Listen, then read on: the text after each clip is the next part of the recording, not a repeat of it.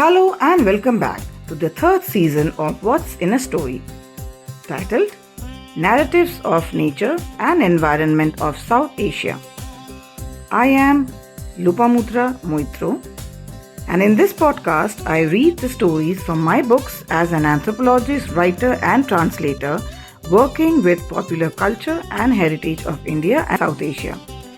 In my podcast here, I read stories from my books which are about folklore, myths and legends of India and South Asia, and I introduce each story with some additional information from different fields of history, archaeology, geology and others, which helps to bring a context to the story.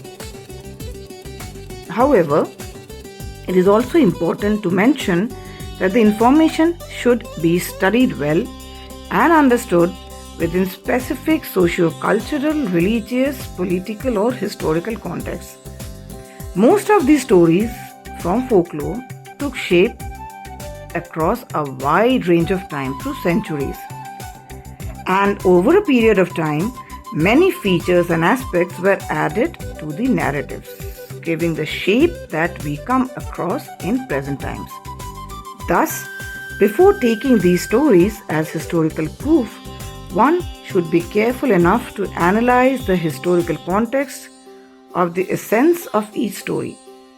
Let's try to take the positive message through these stories as we proceed with Season 3, the narratives of nature and environment of South Asia. Here, I would like to take the message forward from Season 2 of Water Narratives of South Asia and read stories which speak of the various interactions between man and nature and of stories of preserving and conserving the nature around us. Without the beautiful nature that surrounds us, we will perish sooner or later. And frankly speaking, aren't we already experiencing the grim pictures of what global warming has created all around us?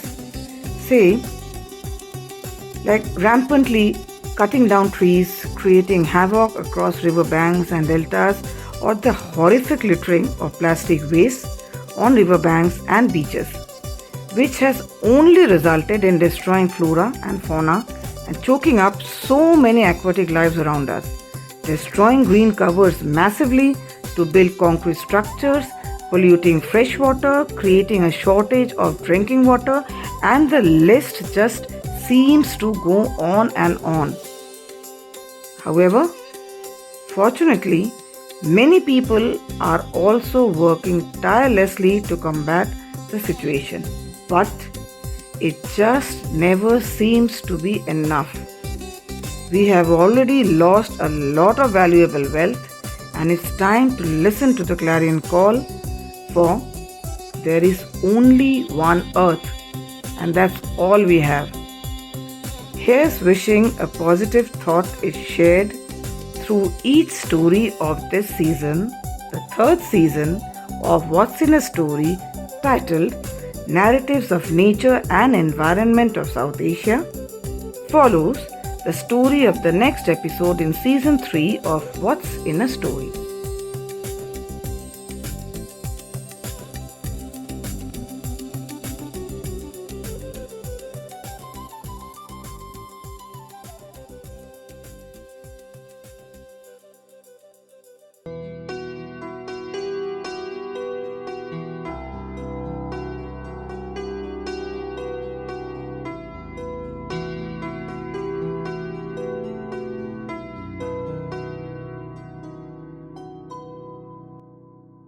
About the story. I read the story of the tradition of offering Poovan Bananas at Korattymuthy from my book How the World Was Born, Wondrous Indian Myths and Legends by Aleph Book Company. Now this story also happens to be an example where specific fruits or vegetables or flowers are mentioned to be an integral part of a specific festival, used for decorations, used to offer to a deity, and so on. This example centers around the banana, and particularly a specific type which is found in the region mentioned within the story from southern India.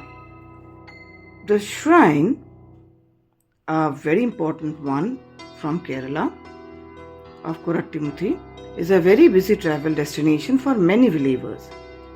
It is in the Archdiocese of Ernakulam, Angamali. The date of the establishment of the church is 8th of September 1381, which is also mentioned in the official website of the church. It also mentions the popularity of the church during the period when Saktan Thampuran reigned over the erstwhile Cochin province between 1775 to 1790. The church is especially known for the ladies' feast with the Poovan Bananas, which is celebrated in the month of October on the Saturday and Sunday following the 10th of October. The Poovan Kula or the Poovan Banana is the main offering here. The festival has many customs, and one of the important aspects is Thulabharam with Poovan Kula, a ritual involving devotees offering their body weight worth of plantains or bananas. The offering also associates the deity with an important agricultural product of the region and thereby also connects the deity with the harvest cycle of the area. Follows the story. The tradition of offering Poovan bananas at Korattymuthy. I read this from my book, How the World Was Born, Wondrous Indian Myths and Legends.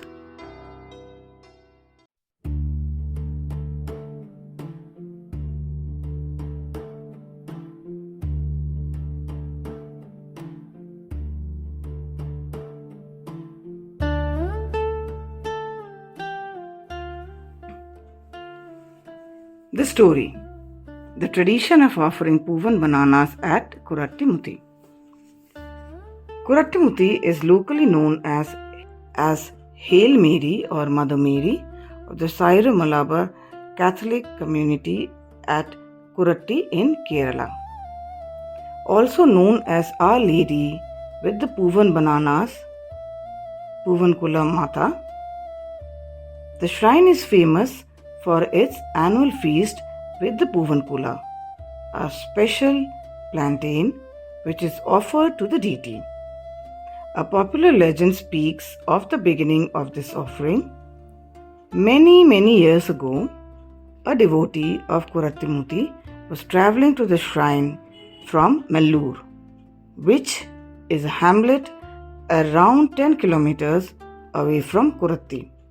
He was bringing a bunch of a special variety of bananas called the Poovan Pazham to offer to the deity.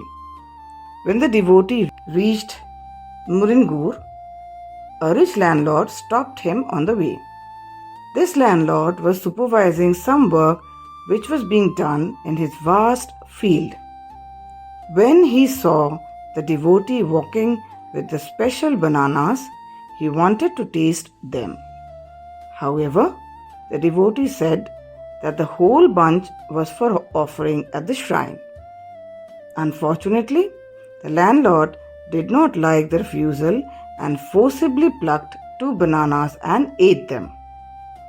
No sooner had he eaten them, he started to develop severe stomach pain.